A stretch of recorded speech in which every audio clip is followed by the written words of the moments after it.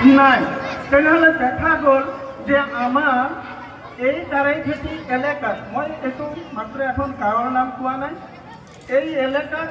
আমাৰ মাজতো কি হ'ব ডক্টৰ সৰ্বপল্লী ৰাধাকৃষ্ণনৰ জন্ম হ'ব হ'বনে হয়তো কম আহিব আহিব আশা ৰাখিলোঁ মই বেছি তোমালোকক বিৰক্ত নকৰোঁ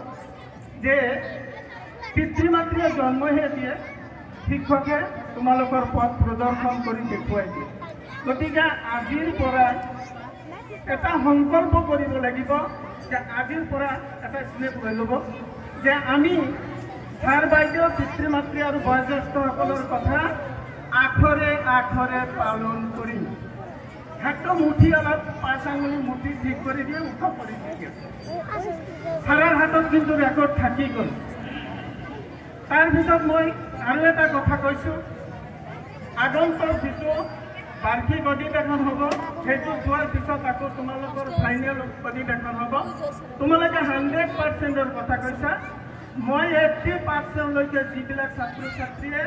অৰ্হতা লাভ কৰিব পাৰিব জ্ঞান অৰ্জন কৰিব পাৰিব সুখ্যাতিৰে মই তেওঁলোকক সামান্য হ'লেও মই নকওঁ এটা কলমেৰে হ'লেও মই তোমালোকক উপহাৰ দিম এই কথাটো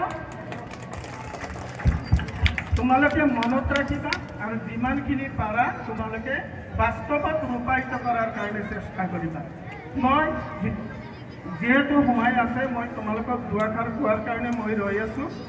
মই সোমাই পালে তোমালোকক দুআষাৰ কথা ক'ম কিন্তু মোৰ এটাই আশা যে তোমালোকে এইখন বিদ্যালয়ৰ লগতে মা দেউতাক অঞ্চলৰ এটা সুনাম কঢ়িয়াই আনিব পাৰা তাৰ কাৰণে তোমালোকক মই অশেষ ধন্যবাদ আশীৰ্বাদ জ্ঞাপন কৰিছোঁ।